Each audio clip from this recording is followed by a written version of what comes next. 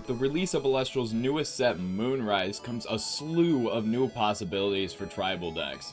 And since tribal decks are my favorite to play, you know I've been having a good time cooking up some deck list. Today's list, we'll be taking a look at the ADRIVE Special, Insects. Starting off our Elestrals, we have the engine of the deck with 2 copies of Aardbud. Aardbud states that when this Aardbud receives 1 or more Earth Spirit, you can search your deck for a 1 Spirit Insect Elestral and add it to your hand. You can disenchant Earth from your Insect cards in order to special ascend this Aardbud into Aardvarm from your hand or deck. Now we're not utilizing Aardvarm in this deck, so we only care about Aardbud's ability to search out insects, similar to how Earth Beatdown used to use Rumagem in that kind of slot. Next, our first searchable Elestral by Aardbud is one of the strongest in the game with 2 copies of Viscerus. Viscerus states that Viscerus gets +1 attack for each Viscerus on the field, and when this Viscerus destroys an opponent's Celestial in battle, you may summon a Viscerus from your hand or deck to the field. With Viscerus being limited to 2, our Aardbud's ability to search it can also kinda serve as a replacement 3rd and even a 4th copy of Viscerus. Next, we have 3 copies of Specterus. Specterus states that it gets +1 attack for each suppressed Elestral on the field. When it enters battle with an Elestral, suppress that Elestral until the end phase. Specterus is great for shutting off Elestrals that heavily rely on their ability, such as Galaxy and Viscerus, which are currently running rampant everywhere right now. The final Elestral that we'll be able to toolbox out with the Aardbud is 3 copies of Nobby. Nobby is a 4/1 Lunar Elestral that says when this Nobby receives 1 or more Lunar Spirit, you can give each Elestral that is not Lunar or Solar Enchanted -2 attack until the end phase.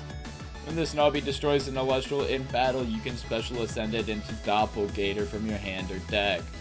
Similar to Aardbud, we don't have the second portion of Nobby's ability, so we really only care about the fact that Nobby acts as a 6 attack beater the second it enters the field. To start off our non-insect Elestrals, we're running 1 copy of Equalinx.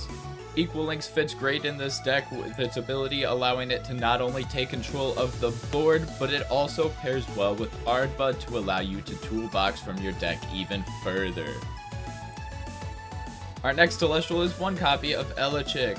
With its ability to search for a Divine Rune on cast, it can act as though it's a 7 attack 1-drop when it grabs either Zeus or Demeter, which is absolutely nuts. No wonder this card has been limited to 1. Our final Elestral that we'll be playing that was limited to 1 is a copy of Lavalith. Lavalith is a fantastic comeback card allowing you to stick a large 6/4 body on the board while also destroying a rune in the process. Next, we have 2 copies of my main man, Edward. The fact that Eddie plays around every single counter rune in the game with the exception of Gorgon's Gaze, while also being able to beat over 1-drop Elestrals, makes Eddie always a phenomenal pick inside of your deck. Final Elestral is the 3 mandatory copies of Astrabbit. Now by now, everybody knows what this bannable bunny does, but if you don't, just pause the video real quick and you can see. Before we continue the video, I do want to remind everybody that I will be giving away a Reverse Stellar Exaltus at 100 subs. All you have to do is like the video and subscribe to the channel, and you will be entered to win this beautiful card. Without further ado, let's get back to the video.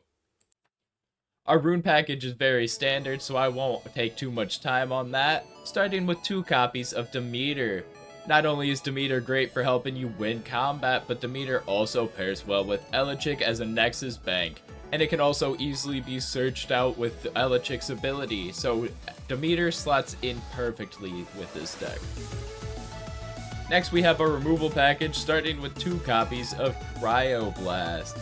This card can kill almost any Elestral that's played right now, and the Elestrals that it can't, it can always give -2 defense to give you the ability to attack over something like possibly an Astrabbit.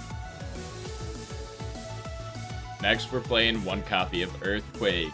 There's really not much to say about this since unconditional removal is always good, and we're playing Earth, so we might as well play it.